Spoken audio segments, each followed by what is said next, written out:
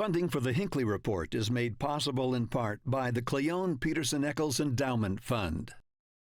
Tonight on the Hinckley Report, a record-breaking campaign season comes to an end as candidates enter their final sprint to Election Day. Early polling numbers reveal which direction voters are breaking and how high turnout may be. And our experts weigh in on the impact of outside interests and money.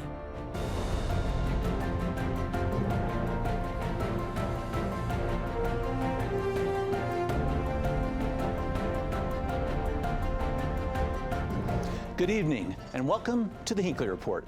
I'm Jason Perry, director of the Hinckley Institute of Politics. Covering the week, we have Daniel Woodruff, reporter with KUTV, Kim Bojórquez, reporter with Axios Salt Lake City, and Chris Karpowitz, co-director of the Center for the Study of Elections and Democracy at Brigham Young University. So glad to have you. I can't believe we're a couple days away from the elections.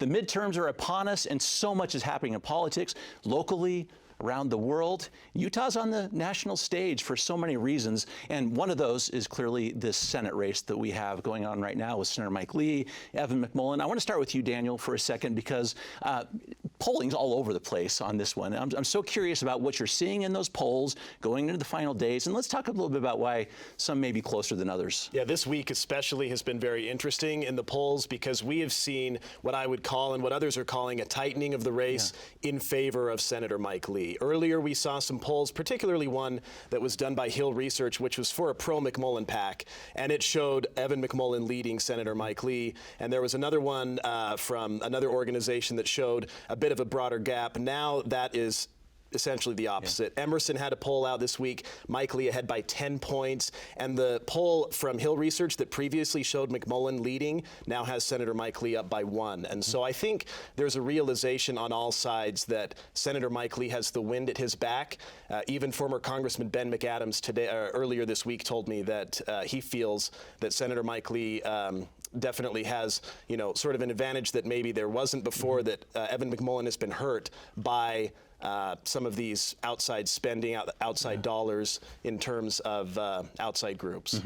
Kim, I want to get to some of that outside spending for a second there, but as a reporter who talks to so many people, how do they view these polls as they come forward? What kind of impact does it actually have on their votes? Yeah, it kind of depends. You will see ads, from Club for Growth, this conservative PAC, and, both sides are having these aggressive ads come out as November 8th election comes closer. And I think what Daniel said is that you are seeing the race tightening and going towards Lee because I think it shows that these ads are being effective. That's interesting, Chris. I want to talk about your experience with all these elections and this great political science view you have. People are asked, do these negative ads really have some kind of impact? And what's interesting is almost everyone we talked to said, I think they influence everyone, but not me. Right. Negative ads work. That's why candidates and outside groups run them. They can certainly create an impression of candidates that sticks. Negative information tends to be more memorable than positive information, and so that's one of the reasons why we see those ads.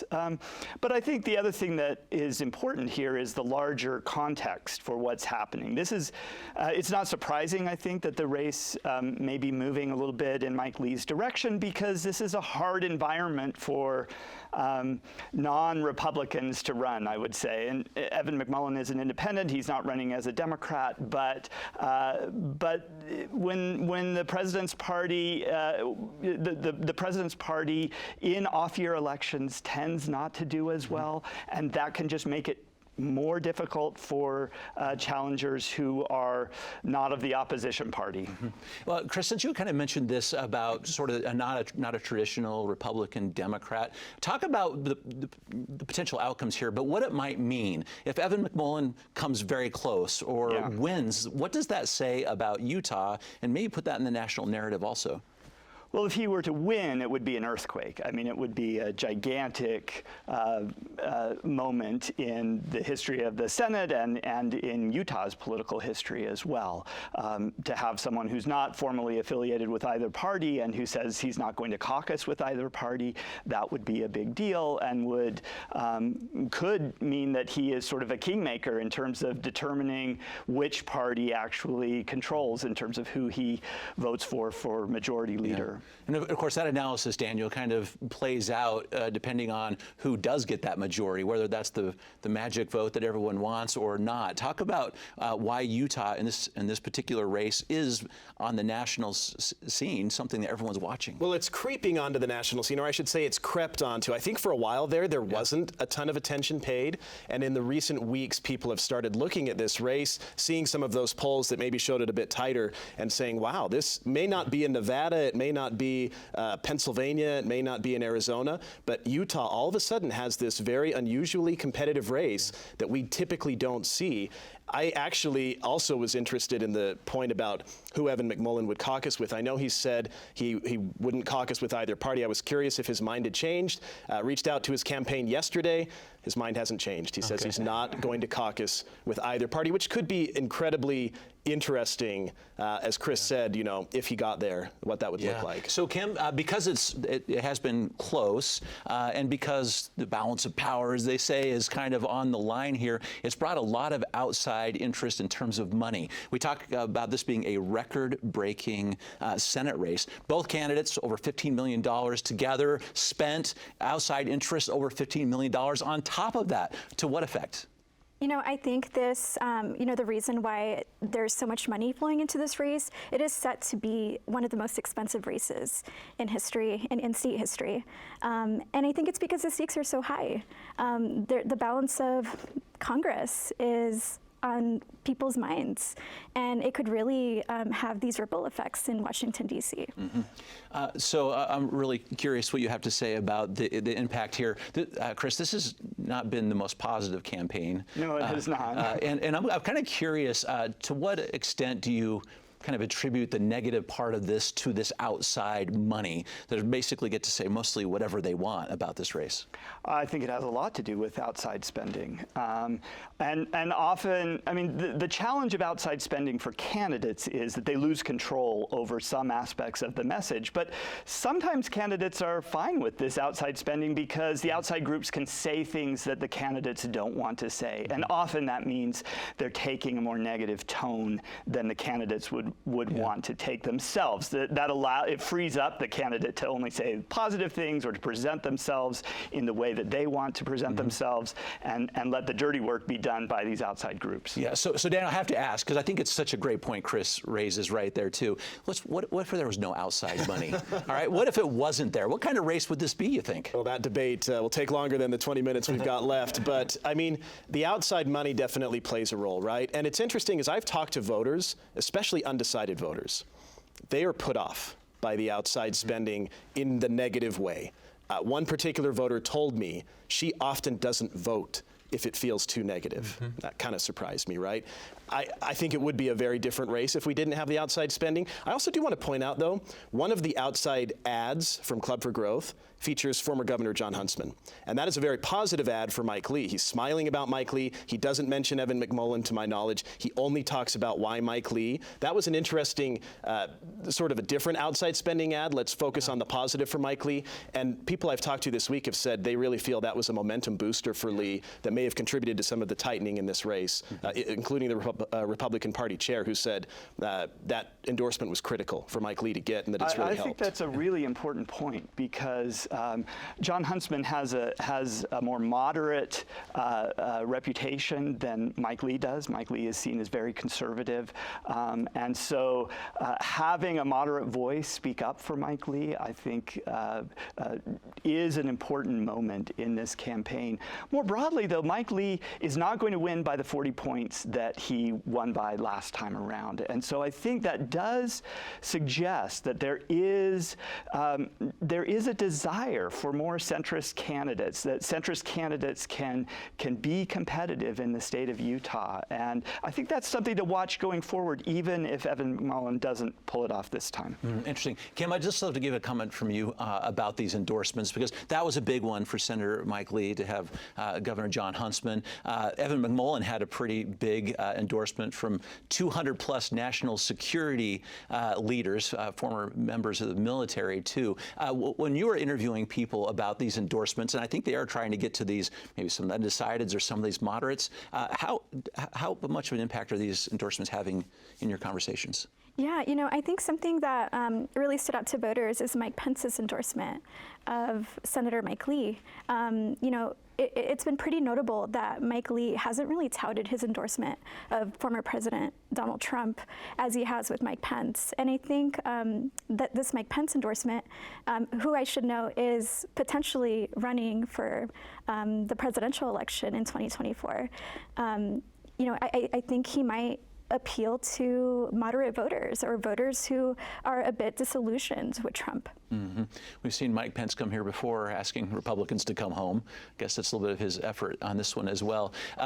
We've talked a little bit about these races. This is the competitive one. Most of our other races are not so competitive. You look at our congressional districts, for example, and we have a student that has submitted a question just this week to get to that very issue. So, Daniel, why don't you watch this one really close? This is Ann Lopez has submitted a question on this very issue. Hi, my name is Ann. I am a master's student studying public administration. My question is, apart from the McMullin-Lee Senate race, Utah's midterm elections seem to lack any real competition. We know that this usually leads to complacency on the part of the representative and a lack of accountability to their constituents. So why is this happening? Why are Utah's races so uncompetitive? And how can we change this for the future? Thank you. Okay, Daniel. I would agree, right? I was saying earlier, I see a lot of ads for Lee McMullin. I do not see ads for Representative John Curtis, Blake Moore, Burgess Owens, or Chris Stewart.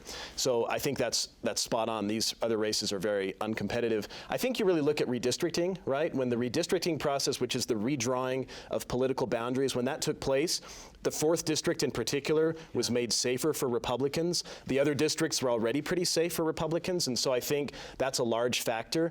I would also say sometimes it's the caliber of candidates, right? Some look at that and say, I don't want to run, and so they put a candidate up that may not be able to compete effectively with an incumbent with such a huge war chest of money or something like that. So I think there's a lot of factors, but I don't think you can overlook redistricting as one of the main ones. Chris, talk about how that has worked. Traditionally, at least for the last several election cycles, that 4th congressional district was the one competitive race that we had. Not so much now. And I think Daniel's exactly right. This has to do with redistricting. The legislature aimed to make that district a little safer for Republicans, and it seems to have worked. And I think Ann's question is so perceptive and is exactly right, because I think the consequence of not having competitive elections, not having elections in which the incumbent feels some pressure from the voters in some way, or from an opponent in some way, leads to a lack of accountability. And so I think long term, we're going to have these districts for the next decade. And so I think this is something to watch in the state of Utah. To what extent, again, are those moderate voices being lost because all the competition is in the Republican primary and there's pressure to move farther to the right than is consistent with sort of the median voter in the state of Utah. It also raises the question, I think, of what we should do in a state where a quarter of the voters who are Democrats are not getting any representation whatsoever. Mm-hmm. Well, let's talk about that for just a moment, too, Kim, because we're looking across the country to see what might happen in this midterm election. The national people who follow these things closely give Republicans a 53% chance of gaining the majority in the Senate and an 85% chance of winning in the House. Put that in context with what Chris has just said. Yeah, I mean, to point out to Chris's saying that these districts are not competitive. I think you really see that in Congressional District 4, where Representative Burgess Owens has repeatedly avoided doing these public debates with media presence. And I think he doesn't feel that pressure to debate. He did have one last week, but from what I believe, media wasn't allowed to go in.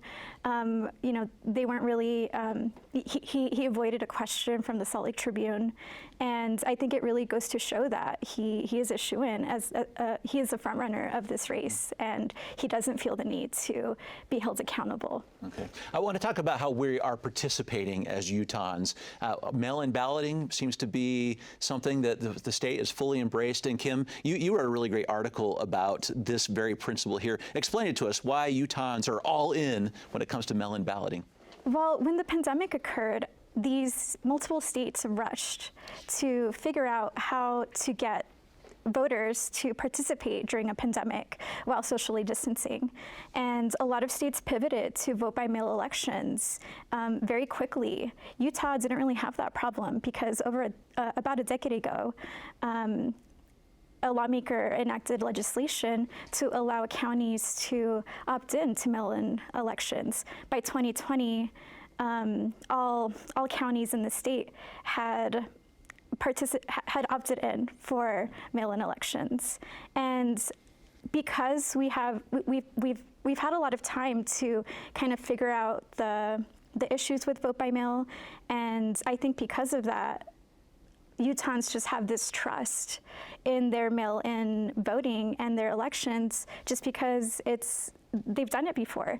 And it also gained popularity in Utah before it became this partisan issue. So Daniel, as a partisan issue, it's interesting because some parties talk a lot this election cycle about, they're deniers in the last election, people talking about election fraud. How does this play out in Utah? Because, this is a red state.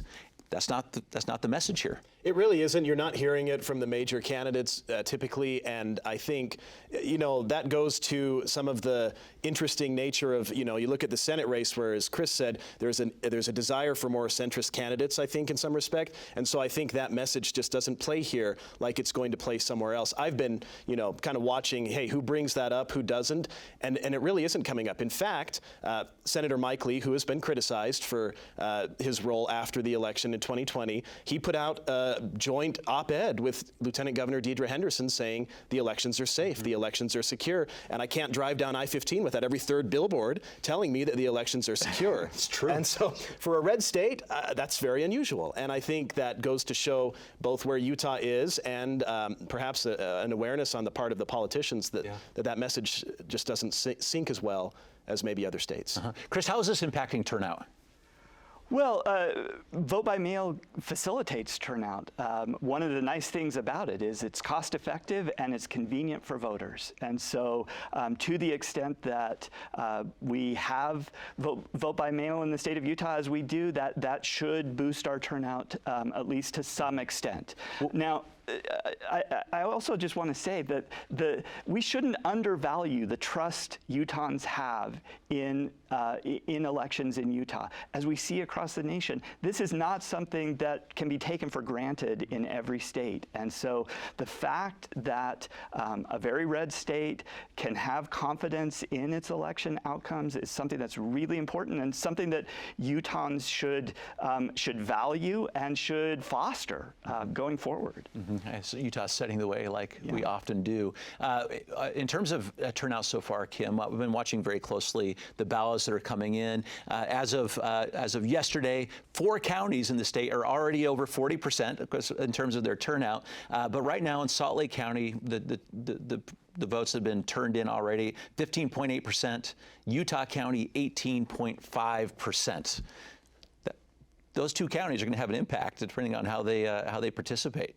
Yeah, and I think one of the reasons why you're not seeing these higher numbers is because people generally don't participate in midterm elections like they do in presidential elections. But I think when it comes to these competitive races like the matchup between Lee and McMullen, I think turnout really matters. Can I add too? Yeah, please. We don't have any of those real hot button issues like we had in 2018. Remember, medical marijuana was on the ballot back then, and some others. And we have a couple initiatives on the ballot. I know letting the legislature, call themselves into special session to spend more money, but that doesn't get voters out like medical marijuana does. So I think that probably is an impact as well. Yeah, it's interesting that constitutional amendment A, you don't have to see a for or against on that one. It's just something that has appeared on the ballot, which is interesting as well. So Chris, all this leads to this interesting question. It's a national narrative, but it also here, and it was interesting, sort of a stump speech from President Biden this week. Had just some interesting flavor of it that I want to discuss a little bit, because we're hearing it in speeches on both sides of the aisle, and I want to get your comment on this. This is from President Biden this week. There's an alarming rise in the number of our people in this country condoning political violence or simply remaining silent, because silence is complicity. The disturbing rise of voter intimidation in our bones.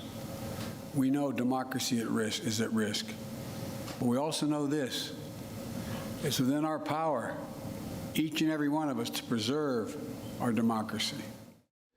So Chris, some comments about that, because I will tell you, looking back, it's not historically that often that I hear so many people saying democracy itself is at risk. Yeah, it's a striking closing argument for a president of the United States to be making, that our very democracy is in peril. And I think that has something to do with the trust in institutions that we were just talking about, right? So that there are some people around the country who do not trust the outcome of elections in their localities. That's, again, something that I think is incredibly important here in Utah. But we also see a rise in political violence. Yeah. Some of this is related to the kind of overheated rhetoric that we hear. We were talking earlier about outside groups. Some of the ads that we've seen from outside groups here in Utah are really over the top. I mean, they make outlandish claims about either side that can stoke fear and stoke anger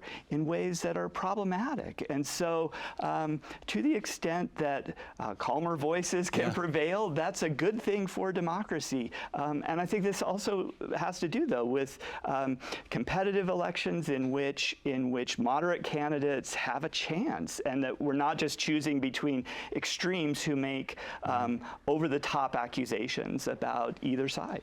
I want to ask you, Daniel, about this, to put this in context as well. So NBC did a poll recently that I thought was interesting. It shows both sides of the aisle. It was 81% of Democrats and 79% of Republicans. That's pretty even. They both say that the political opposition, their opponents, pose a threat that, if not stopped, will destroy America.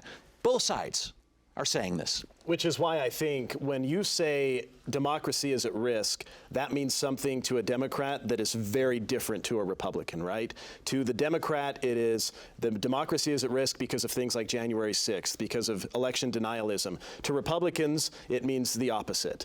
And, it's an interesting closing argument, too, because a lot of presidents would talk about the economy, which is struggling right now. Inflation is high. And so I think for President Biden, looking at the attack on Speaker Pelosi's husband that was recent, coming out of things like that, it's kind of a natural argument to make, and to try to appeal perhaps to that middle, I know you've called it the movable middle, that may listen to that and resonate with that and say, there are perhaps issues out there that I need to vote on based on the state of our democracy.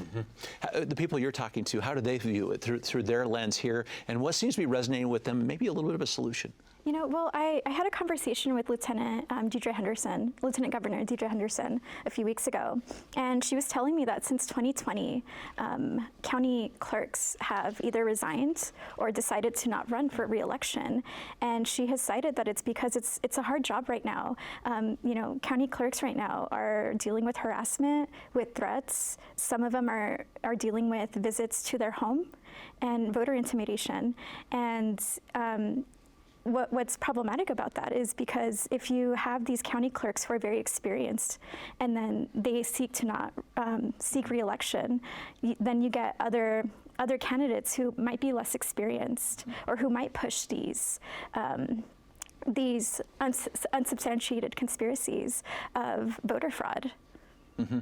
Chris, what drives people to their votes? I mean, you're a political scientist. What ultimately gets there? We've seen some violence. We've seen a lot happening in terms of the rhetoric. What drives them ultimately? Well, certainly partisan affiliation, partisan commitments matter a lot for people's vote choices. The state of the economy is going to matter a lot. As Daniel said, we're facing high levels of inflation. That's not good for the party in power, and that's going to shape the election.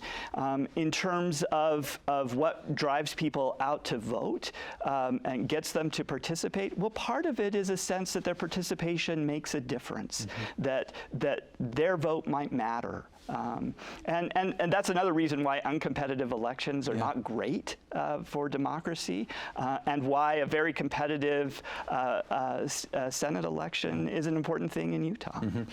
Do people you're interviewing think their vote matters? I think so. I think, especially in the Senate race, I think there's that recognition. I haven't done a ton on the congressional ones, but I think generally people feel like this year, more than others, they could play a role. And the last part on this, Kim, too, because Chris talked about partisan affiliation. Your political party affiliation impacts a lot of how you turn out. Just your last thoughts on this Senate race, because it's not exactly the same analysis.